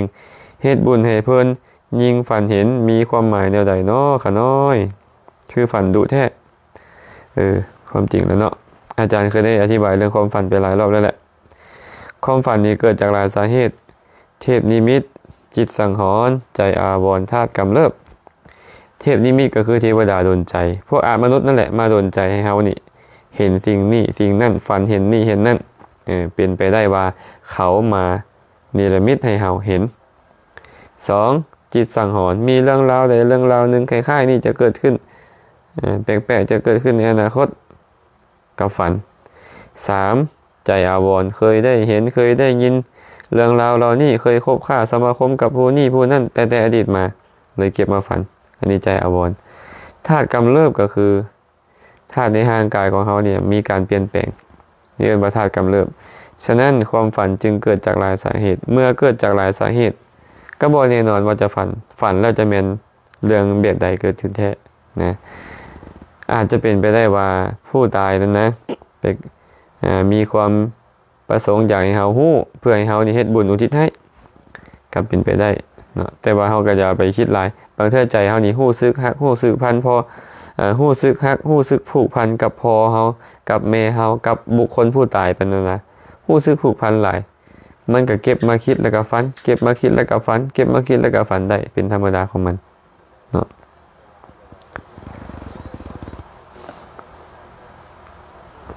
ทันวาปะ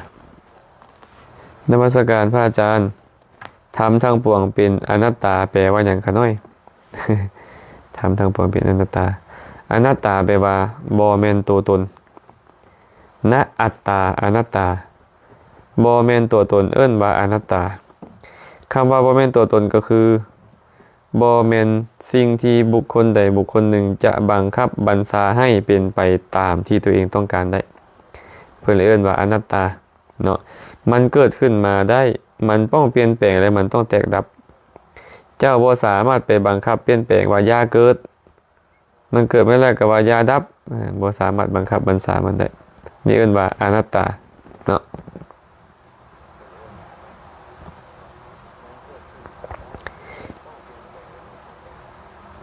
อ่านว่าไดนี่มานินินสิวะกราบนมัสการพระอาจารย์ครับน้อยขอโอกาสถามแด่สูตรซักแม่นหยังมีในสมัยพุทธกาลบ่สาธุสูตรซักคำว่าสูตรซักนี่นะเพิ่นหมายถึงหยังบ่จักเด้อนี่เด้อที่แม่นว่าสูตรซักบางสกุลแม่นบ่หากว่าถามว่าสูตรซักบางสกุลนี่น่ะมีมาในสมัยพุทธกาลบ่แม่นหยังต้องเว้าตามความเป็นจริงว่าไอ้คำว่าอนิจจาวัฏสังขาราอุปาทวายธรรมิโนอุปชิตวานิโรชันติเตสังบูปาสโมสุโขนี่นะที่เพื่อนเอามาสูตรบางสกุลซักบางสกุลนี่นะก็เป็นคำเว้าที่มีมาแต่สมัยพุทธกาลเนาะเป็นพุทธพจน์นำเป็นสาวกภาษิตนำมีมาแต่สมัยพุทธกาลแต่ว่าเพิ่นบ่ได้เอามาสูตรคือเฮานี่แหละเอามาสูตรดึงผ้าเวลามีญาติโยมเอาผ้ามาถวายหรือว่าไปซักเอาผ้าตอนที่เขาไปวางไว้หน้าศพนั่นแล้วเอิ้นว่าซักบางสกุลเขาบ่ได้เฮ็ดแนวนี้ซื่อๆเนาะแต่การบางสกุลมีบ่ในสมัยพุทธกาลมีไปดึงเอาผ้าตามป่าทรงป่าซ่ามีเนาะแต่ว่าเพิ่นจะใช้คำนี้นำบ่หรือบ่ใช้อีกเรื่องนึงเนาะบางคนก็ใช้แท้เอาไปเห็นซากศพก็น้อมความมาหาตัวเองว่าอนิจจาวัฏสังขาราสังขารทั้งหลายบ่เที่ยงเนาะมีความเกิดขึ้นแล้วดับไปเป็นธรรมดาเนาะการเข้าไประงับสังขารสิได้เป็นสุขอย่างยิ่งความหมายมันซำนี้และเพิ่นก็ไปดึงเอาผ้าออกจากซากศพนั้นเอาไปซักเอาไปยิบไปย้อมแล้วก็เฮ็ดเป็นผ้านุ่งนี่เอิ้นว่าซักบางสกุลเนาะแต่ว่าเพิ่นจะใช้คำว่าอนิจจาวัฏสังขาราหรือบ่อีกเรื่องนึงบางองค์เพิ่นอาจจะใช้บางองค์อาจจะบ่ใช้แต่ถามว่าคำนี้มีในพระไตรปิฎกบ่มีมาในสมัยพุทธกาลบ่คำนี้มีการซักบางสกุลนี่น่ะมีมาแต่สมัยพุทธกาลบ่การซักบางสกุลนี่เพิ่นก็มีแต่บ่ได้เฮ็ดแบบเฮาปัจจุบันนี้ซื่อๆเนาะสมัยพุทธกาลเพิ่นก็ไปดึงเอาผ้าจากซากศพแล้วก็พิจารณาความเป็นปฏิกูลได้พิจารณาความบ่เที่ยงของสังขารได้แบบนั้นแต่ปัจจุบันนี้เฮาไปเฮือนโยมก็ตามไปนี่ไปหั่นก็ตามไปเฮือนคนตายนะเขาก็เอาผ้ามาย้องแต่เทิงผ้านั้นผ้ากะกาว่าอนิจจาวัฏสังขาราอุปาทวายธรรมิโนอุปชิตวานิรุชันติเตสังบูปาสโมสุโขก็บอกไปว่านี่เป็นการซักบางสกุลต้องเข้าใจไปนี่เด้อญาติโยมเด้อคำว่าบางสกุลแปลว่าของเปื้อนฝุ่นของที่เขาทิ่มแล้วของที่บ่มีเจ้าของคันมีผู้เอาไปถวายอยู่บ่เอิ้นว่าบางสกุลเนาะของที่เขาทิ่มแล้วบ่มีเจ้าของแล้วจึงเอิ้นว่าของบางสกุลหากเจ้าไปซักผ้าบางสกุลก็ต้องไป เอาของที่บ่มีการถวายปัจจุบันนี่แหละญาติโยมมาถวายไว้ถวายผ้าบางสกุลไว้มันสิเป็นผ้าบางสกุลจังไดเมื่อมีการถวายแล้วก็คือผ้าที่เขาถวายผ้าบางสกุลก็คือผ้าที่บ่มีการถวายแบบนี้เนาะอันนี้ก็ต้องทำความเข้าใจใหม่เด้อทำความเข้าใจใหม่คันยังบ่เข้าใจจึงคอยถามมาอีกเทื่อนึงเด้อ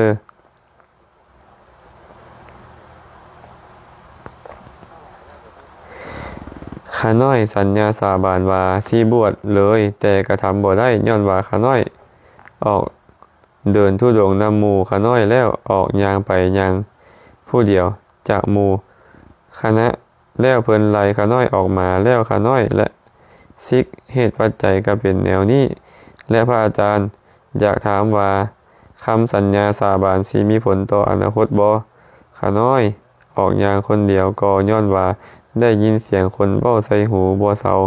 ก็เลยตัดสินใจออกไปย่างผู้เดียวแต่ข้าน้อยก็ขอโอกาสนำหมู่คณะแต่เพิ่นก็บ่ให้โอกาสก็เลยตัดสินใจซิกให้ระวังได้อันได้ยินเสียงที่คนเว้าผู้เดียวนี่นะอาตมาเคยฮู้จักพระองค์หนึ่งนี่แหละก็มักไปผู้เดียวนี่แหละเพิ่นก็ได้เนาะได้ยินเสียงคนเอิ้นอยู่มื้อหนึ่งเพิ่นย่างเข้าไปในย่างนำก้นผู้หญิงไปเข้าไปในห้างสรรพสินค้าพุ่นเข้าจนได้เอาตำรวจมาจับเอาสุดท้ายแล้วก็เพี้ยนไปเลยเพี้ยนไปก็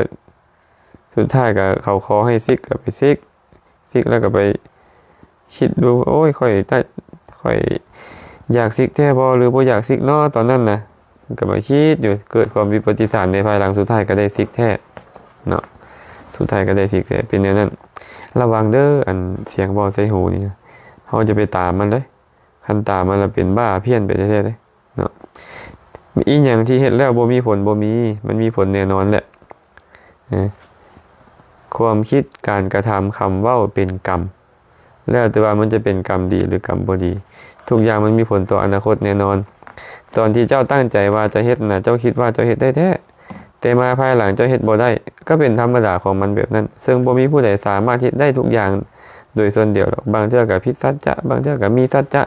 แต่ก็เจ้าเนาะว่าผิดสัจจะก็คือการที่บ่มีกุศลธรรมเกิดขึ้นเมื่อบ่มีกุศลธรรมเป็นหยังล่ะก็อกุศลมันส่งผลบ่อกุศลมันก็ต้องส่งผลในอนาคตต่างแต่ว่ามันจะส่งตอนใดเวลาใดอีกเรื่องนึงเนาะ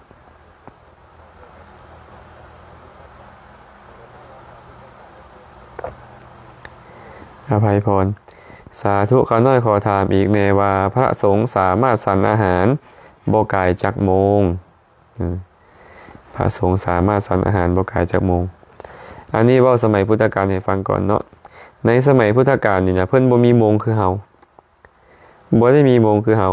เมื่อบ่มีโมงเพิ่นเฮ็ดจังได๋ล่ะเพิ่นก็จะเบิ่งเงาแดดนะเอาไม้ไปวัดเอาเงาแดดนี่นะหากว่าเงาแดดตรงก็เอิ้นว่าเที่ยงวันเนาะเลยเที่ยงวันไปบริโภคอาหารบ่ได้แต่ปัจจุบันพวกเฮามีโมงเฮาฮู้ว่าตอนนี้จากโมงเท่านั้นจากโมงเที่ยงวันมันอยู่ไสโดยการอาศัยโมงอยู่ประเทศใดอยู่สถานที่ใดก็ตาม12โมงนั่นแหละเอิ้นว่าเที่ยงวันเนาะ12โมงเอิ้นว่าเที่ยงวันเลย12โมงไปแล้วก็เอิ้นว่าเลยเที่ยงวันไปแต่จะต่างกับสมัยพุทธกาลเพราะสมัยพุทธกาลมันกำหนดแบบว่า12โมงเลยบ่ได้อันน่ะบางเทื่อก็จะกายได้เล็กน้อยสินะเนาะแต่ปัจจุบันนี้เฮามีโมงแล้วทุกคนในโลกฮู้ว่า12โมงเป็นเที่ยงวันเพราะฉะนั้นพระภิกษุเพิ่นเลยห้ามบริโภคอาหารเลยเที่ยงวันนะในคัมภีร์กังขาเพิ่นได้อธิบายไว้ว่าตอนกำลังเที่ยงวันนี่นะสมมุติว่า12โมงเป๊ะนี่นะยังพอดื่มนมลงไปได้แล้วกลืนแล้วฟ้าวบ้วนปากแต่ถ้าหากว่า12โมงตรงเป๊ะแล้วยังเคี้ยวอยู่นี่นะบ่ควรเพราะเหตุใดเพราะมันจะเลยเที่ยงวันข้อนี้ก็เลยสื่อให้เฮาฮู้ว่าแม้แต่ช่วงที่เพิ่นอธิบายเรื่องของการฉันเวลาวิกาลในสมัย1,000 กว่าปี 2,000 ปีก่อนนี่นะเพิ่นก็อธิบายเรื่องของการเลยเที่ยงวันบ่ได้แม้แต่น้อยนั่นเองเนาะอันนี้ก็ตอบให้เพิ่นแบบนี้เด้อเฮาบ่สามารถกำหนดได้อย่างชัดเจนดอกคันเอาไว้แบบสมัยพุทธกาลก็กำหนดบ่ได้ขอแค่ว่าเที่ยงก็คือเอาไม้ไปปักลงเบิ่งวัดเงาแดดเที่ยงนั่นก็คือเที่ยงเนาะแ แต่ซุมื้อนี้เฮามีโมงเฮาก็เลยเอาตามโมงเพราะชาวโลกฮู้กันว่า12โมงเอิ้นว่าเที่ยงนวลสิงหาวงศ์เป็นผู้ใดเนาะนี่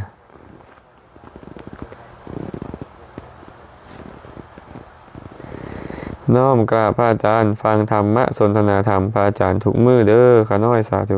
เจริญพรอนุโมทนาบุญนำเด้อขอให้มีความสุขความเจริญ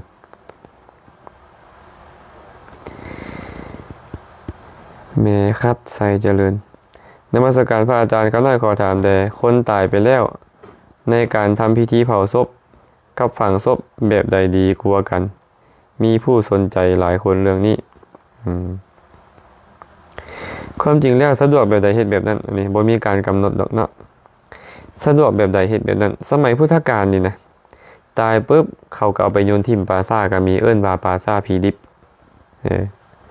บางคนตายแล้วเขาเผาอันนี้ก็เอิ้นว่าปราสาทผีสุกไปเนาะฉะนั้นจะเฮ็ดแบบใดก็บ่ได้มีผลอีหยังเลย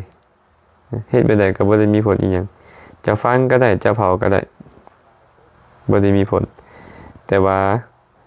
ในสมัยก่อนเนี่ยพระสงฆ์องค์เจ้านี่เพิ่นนิยมเผาอย่างเช่นเรื่องของพระภิกขุแม้แต่เรื่องพระพาหิยะก็ตามพระพาหิยะนี่นะเพิ่นฟังธรรมครั้งแรกแล้วบรรลุเป็นพระอรหันต์ไปกำลังแสวงหาพระเพื่อจะบวชตายก่อนพระพุทธเจ้าก็รับสั่งกับพระสงฆ์ว่าภิกขุทั้งหลายพาหิยะเป็นผู้ประพฤติธรรมสมควรแก่ธรรมเหมือนกับพวกทานพวกทานจงชาปนกิจศพแล้วเฮ็ดสถูปเจดีย์บรรจุกระดูกเราไว้เถิดภิกขุทั้งหลายก็เอาซากศพของพาหิยะนี่ไปเผาแล้วก็เอากระดูกไปเฮ็ดสถูปก่อสถูปวางไว้ฉะนั้นเพิ่นก็นิยมเนาะนิยมเฮ็ดแบบนั้น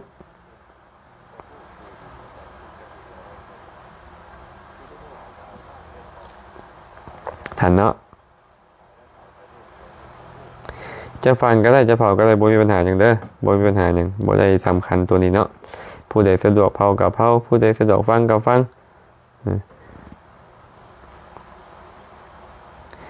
มีวิธีแก้ไขบ่คะน้อยมีเสียงเว้าใส่หูอยู่ตลอดโอ้โหอันนี้ต้องตั้งสติอันนี้อย่าไปใส่ใจมันใส่ใจเรื่องอื่นอยู่เรื่อยๆใส่ใจในอารมณ์ของกรรมฐานอยู่เรื่อยๆเป็นต้นนะวิธีแก้ก็คือบ่ต้องไปสนใจมัน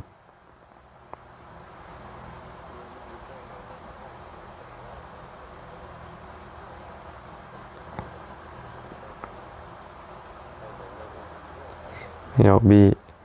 ขอน้อมกับอาจารย์ข้าน้อยฟังธรรมและคำสอนของพระอาจารย์นำด้วยข้าน้อยสาธุล่าแสงคำยอง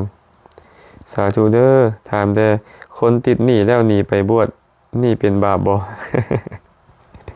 คนติดหนี้แล้วหนีไปบวชนี่เป็นบาปบ่บวชนะบ่เป็นบาปแต่บ่อยากใส่หนี้หมู่เป็นบาป เป็นหนี้แล้วบ่อยากใส่หนี้หมู่นะความบ่อยากให้นี่นะก็เอิ้นว่าบาปนั่นแหละแต่บวชมันบ่บาปรักษาศีลก็บ่บาปฟังธรรมก็บ่บาปเจริญภาวนาก็บ่บาปในขณะที่บวชนะแต่บวชอยู่แล้วโลภก็บาปโกรธก็บาปหลงก็บาปขี้ที่ก็บาปอิจฉาก็บาปขี้ข้านก็บาปจะมีหนี้หรือบ่มีหนี้ก็บาปบวชมาแล้วคันเป็นแบบนั้นเนาะฉะนั้นเนาะคนติดหนี้แล้วหนีไปบวชนี่บาปบ่คันใจบ่ดีก็บาปมันแหละบ่อยากใส่หนี้หมู่แต่บวชการบวชน่ะบ่แม่นบาปเนาะบุญไม้แสงพิมพ์ทองฟังธรรมและเบิ่งพระอาจารย์ไลฟ์สดอยู่เด้อข้าน้อยเจริญพรสาธุเด้อเอาล่ะท่านญาติโยมเนาะก็คงจะพอสมควรก่อนมื้อนี้เนาะใช้เวลามาโดนเติบแล้วจะได้เฮ็ดหนังสือสอนอีกอยู่เนาะมื้อนี้ก็คงจะพอสมควรแก่เวลาก่อนคำถามใดที่บ่เห็นยังบ่ได้ตอบให้ก็ต้องขออภัยนำกันแล้วกันคำถามใดตอบมาแล้วยังบ่ตรงกับใจผู้ฟังหรือว่าบ่ครบถ้วนสมบูรณ์ก็ให้ถามเข้ามาใหม่ให้ถามคำถามให้หัดกลุ่มไปเลยเนาะส่วนว่าคำเว้าคำจาใดที่อาตมาภาพ ใส่สื่อสารไปในมื้อนี้อาจจะขาดตกบกพร่องหรือกระทบกระทั่งจิตใจท่านผู้ใดผู้หนึ่งอาตมาภาพก็ขอขมาลาโทษมาในโอกาสนี้นำบุญกุศลใดที่ทุกคนทุกทานได้เฮ็ดไม่ดีแล้วอาจารย์ก็ขออนุโมทนาบุญทั้งหลายเหล่านั้นนำอาจารย์หรือว่าอาตมาภาพได้เฮ็ดบุญกุศลอันใดอันหนึ่งมาตั้งแต่อดีตจนถึงปัจจุบันก็ขอให้ทุกคนทุกท่านจงมีส่วนในบุญนี้ขอให้สรรพสัตว์ทั้งหลายจงมีส่วนในบุญนี้ขอให้สรรพสัตว์ทั้งหลายจงเป็นผู้มีความสุขโดยทั่วกันขอให้กุศลทั้งหมดจงสะท้อนย้อนกลับมาให้ทุกคนทุกท่านจงได้ประสบพบเจอแต่ความสุขปราศจากทุกข์ทั้งปวงปรารถนาสิ่งหนึ่งประการใดอันเป็นไปในทางที่ชอบประกอบด้วยธรรมแล้วก็ขอให้ความปรารถนาของทุกคนทุกท่านจงสำเร็จโดยทั่วกันทุกท่านทุกคนเทิน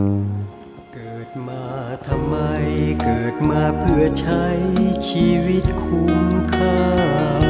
เกิดมาทำไมเกิดมาเพื่อสร้างเมตตาไม